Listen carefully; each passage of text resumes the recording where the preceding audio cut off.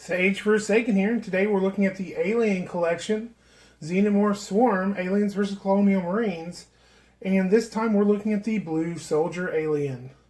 Now, the Blue Soldier Alien, of course, Xenomorph, basically has a completely different head sculpt and arm, at least the forearms, than the yellow. We'll look at that in just a little bit.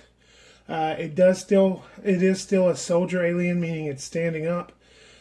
This is not an accessory. This is just a cardboard cutout. You have a cool little minigun that's going to help keep the aliens at bay. It could be automated, or of course you could probably put a figure behind it and make it look like he's shooting it, whichever way. It looks like it has an Marines, Colonial Marines logo on it or something. We'll look at that.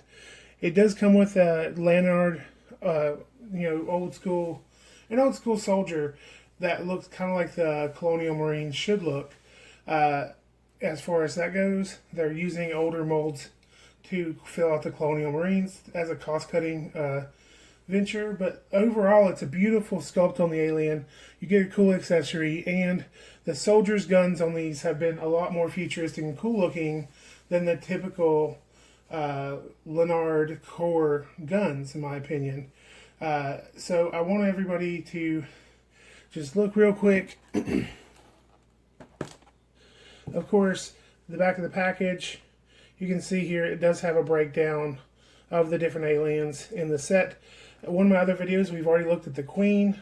We've already looked at the yellow soldier, so now we're looking at the blue soldier. Also, I've had a video of the red runner alien. And of course, those came with the other aliens. The face hugger, I don't yet, and the egg. So let's go ahead and pop this open, and so I'll stop the video here while we open the package. Okay, and we're back, and it's out of the package. We have a blue soldier alien here. We're definitely going to look at the articulation on it. It is the highlight of the package. The minigun is awesome.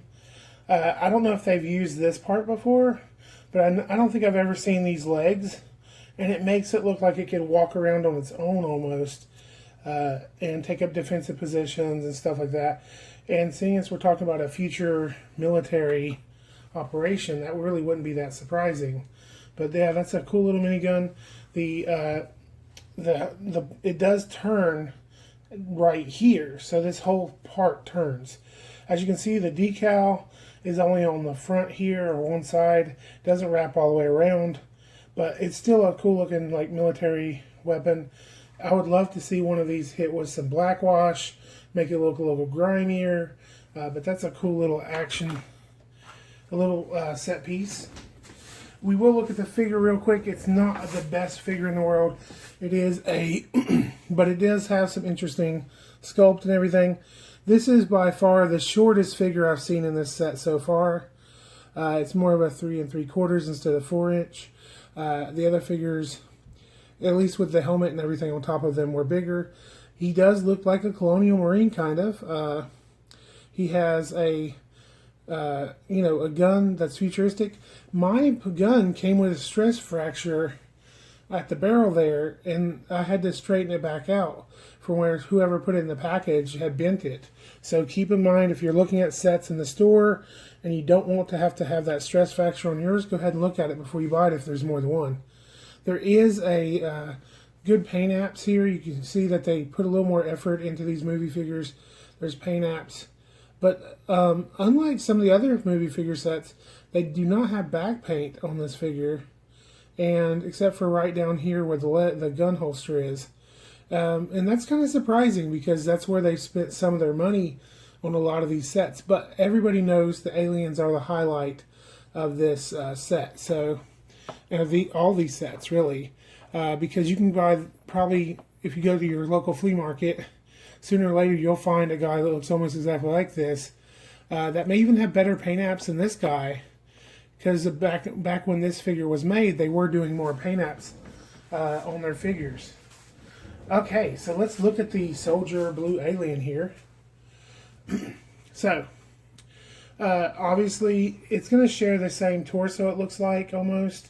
That may be a completely original sculpt, but Very similar torsos as the other runner alien. It has legs that articulate. I mean, the other soldier alien, not runner. Legs do articulate a little bit, but the sculpting does hinder it articulating too much. That's because they had to make it strong enough to hold this tail, most likely. And the tail does pivot around. These are hard plastic on this one. Like, it almost feels like it could break off, so be careful with that. The knees do bend, and the feet articulate, so you can get some good, stepping on people action or whatever you want your figure to be doing there, because you can articulate the foot so that he can stand on stuff that's uneven. Now, with these soldier aliens, the arms do not articulate that much, except for they do have articulation here, and the hands turn. So you can be turning whether you need them to grab stuff or hold on to stuff, but there's no articulation in this part of the arm, this elbow part of the arm. This bend does not articulate. So keep that in mind. But as far as the arm goes, it does articulate up to a 90 degrees, and it is on a ball, so it pivots. So you can have it in completely different poses a little bit.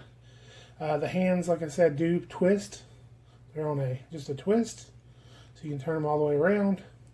The head on this figure, it actually articulates at the neck down here, and it can go like side to side. That looks kind of cool. I love the metallic paint they got going on the teeth on this one. It really stands out on the blue figure compared to the other figures. And if I were going to paint any black, I would probably paint this blue figure black because it would show paint rub less. But overall, the tail does just spin around. It doesn't actually, it actually has trouble clearing if you're not careful of the back of the figure. But it will turn all the way around if you push him forward a little bit. He's on a ball, as you can see, at the torso. So he can get a little bit of flex action. And he can be like, "Do you even lift, bro?" Anyway, this is the blue alien soldier. And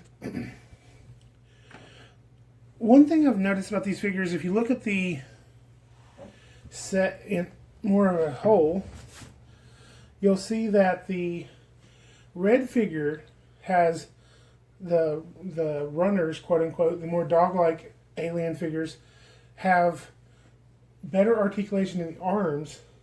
Like, they have elbows that articulate on a ball, whereas the standing soldier figures do not have that.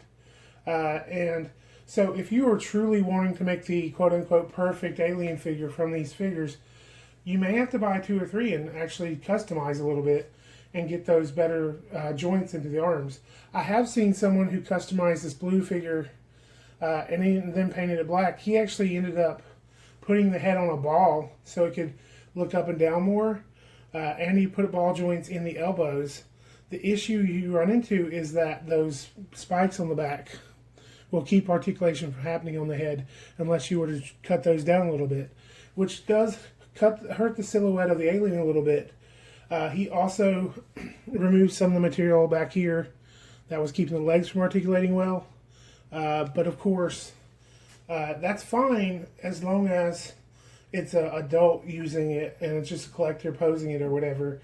If you get into like a child, that would not be a good idea.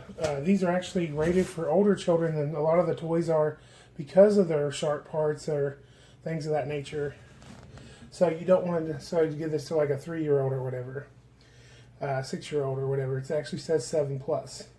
So this has been a look at the Xenomorph Swarm Alien Collection, Colonial Marines versus Aliens, Blue Soldier.